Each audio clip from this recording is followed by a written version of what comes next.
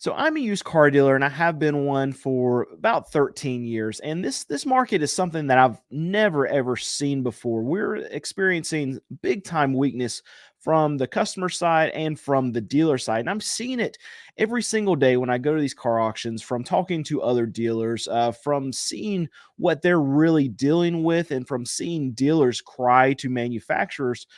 This is something that I really haven't ever seen, where you have a lot of these franchise dealers that are really taking it on the chin right now. But what we're seeing from a lot of these big publicly traded companies is that they're finding any way, any reason to blame it on anything other than the market being weak and the customer being weak, and saying, okay, it's really hard to sell cars right now and it's getting worse. So we've had some earnings reports come out from GM, Ford, Stellantis, lots of excuses from why their numbers aren't where they should be. And we have another report here that I want to really lean into a little bit. And this is AutoNation. And they just reported that they had a net income drop of 52%. And this is absolutely massive. But here's the thing that I really want to talk about in this report. Their CEO said an otherwise strong quarter for AutoNation was masked by the CDK outage. So what? Let's talk about that for a second. So we had this massive outage from a lot of the dealer software. There was a cyber attack where a lot of these dealerships, their systems to be able to track inventory, sell cars, all of this was shut down for about 2 weeks. And AutoNation is really blaming this on why they didn't have a good quarter. But I want to call a little bit of BS, and this is why. So I've talked to a lot of franchise dealers. I go around and do a lot of videos showing car prices, showing what's going on in the car market, what I see. And while I'm there, I'm able to talk to a lot of salespeople, and even just really being plugged into the car market on YouTube, I'm able to talk to other creators, whatever, that are in the space. And what I've been hearing from a lot of these dealerships is that, okay, the CDK outage sucked, but they were still able to sell cars. They were still able to move product. They were still able to do this by pen and paper. And the salespeople that I talked to said, you know what, we really didn't experience a slowdown in sales. We didn't really see any kind of big time effect. Yeah, the paperwork took a lot longer to do, but we were still able to sell cars. So this is just another example of one of these large publicly traded companies being able to blame something else other than the market, other than them just having a harder time selling cars. But another thing that was really big about this earnings report, I want to scroll down here. You can see their numbers. Net income down 52%. Their revenue is down 6% from a year earlier. But I wanted to show you this. So this is vehicle sales. And they said that their new vehicle sales fell 2%, and their used vehicle sales fell by 5%. So the reason why I want to talk about this is because this should not be happening in a market where they can sell cars, in a market where, okay, customers are still buying and it's still good. The reason why is because we have more availability of vehicles right now than we did at this time last year. They have the production from the new car side has caught up. We have the inventory we need right now. So if the market's good, if these companies are doing well, if the customer is doing well, sales should be going up and not down, because you have more inventory to actually sell right now than you had at this time last year. So this is another reason for me to say, okay, well, we should be doing a lot better than what we're doing right now. We should be seeing better sales numbers come out of somewhere like AutoNation, just because they literally have cars on the ground to sell, and it's not a struggle to actually get inventory right now. Something else I want to pull up from this, you can see same store gross profit per new vehicle fell 32%. $3,100 that they made less per vehicle on the new side, and on the used side, you saw a decrease of $1,600.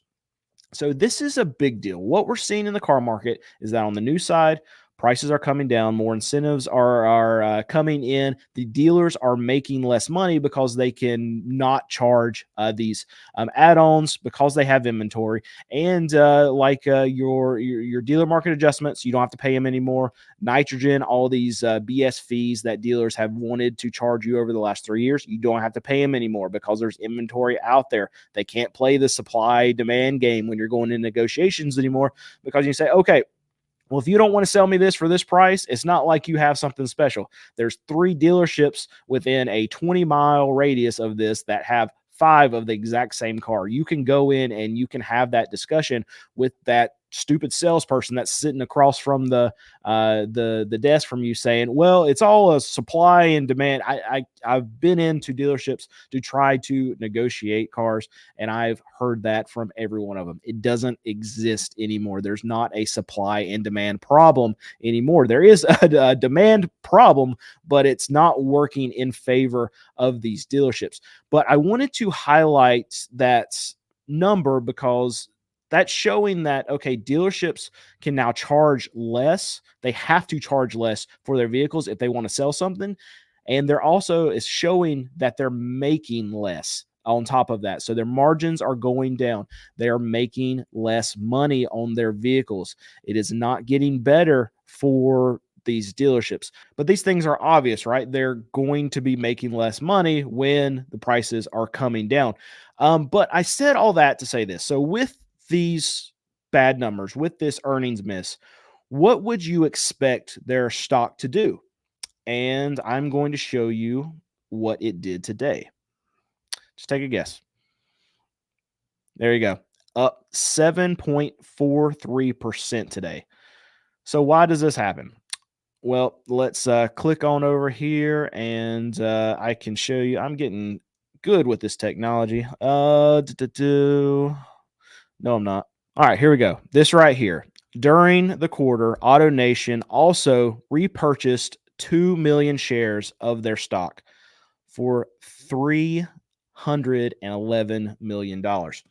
So I want to go back over here and we're going to look. I pulled this up. This is the market cap. So $7.7 billion.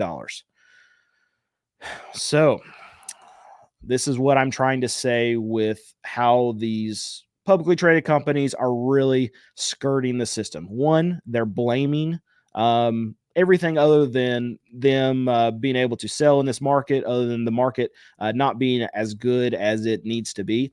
And then two, they've made a lot of money over the last 3 years. And I feel like, just like AutoNation is doing right here, they're going to be able to buy out of a lot of these bad quarters going forward. AutoNation is doing right there. If you look at their market cap, $7.7 billion. They bought about $300 million worth of stock. That equates to roughly around 5%. You can see the stock is up 7.4% today. They're buying out of these quarters. They're blaming other things other than the market, other than the being able to do what they need to do to actually make things work in this market. And the stock market is absolutely loving it. When companies buy back their stock, they're saying to their shareholders, I believe that our stock is going to be higher in the future, and that's why we're putting our money to work right here. And if they had not done that stock repurchase, I would assume the stock price is going to be way less than what it is right now. And I think this is going to be a big theme going forward for a lot of these bigger companies. They have cash sitting on the sideline. They're going to continue to buy themselves out of tough spots, because I believe in the future, in the next 3-4 quarters, it's going to be really, really bad. I know that I'm a small used car dealer, but I really believe what I see going on at these auctions is something that's going to happen across the rest of the market. And what are we seeing? We're seeing that wholesale prices have absolutely been tanking. We've seen that there's less dealers raising their hand at these auctions. Dealers are in a tough spot. We're seeing Banks have gotten way tighter on lending. This takes a lot of the buying public out of the market. All that subprime money that was just easy to get, now those customers are starting to get denied for these loans. And if the customer can't get approved for these loans, they can't buy the cars. What do we know? We know that most customers are not cash buyers. They're going to have to get the loan.